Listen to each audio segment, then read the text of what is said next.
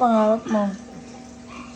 Lalaba, hugas plato, tapos bibihis ko bata, tapos tutulog ko bata, tapos daddy ko bata, tapos kakain ko bata ko, tapos tutulog ko siya. Ayun lang. Tapos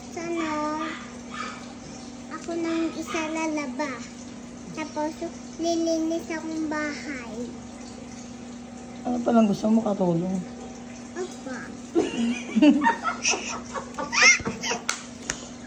Ano ka ba naman? Ang pangarap mo katulong? Katulong. Ay, gusto mo katulong?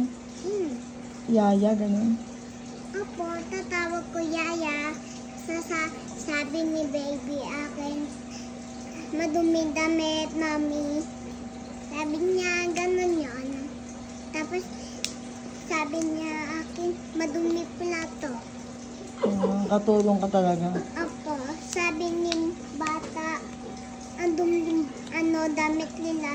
Sabi ni bata, wala diaper, ubos na. So yaya ka talaga.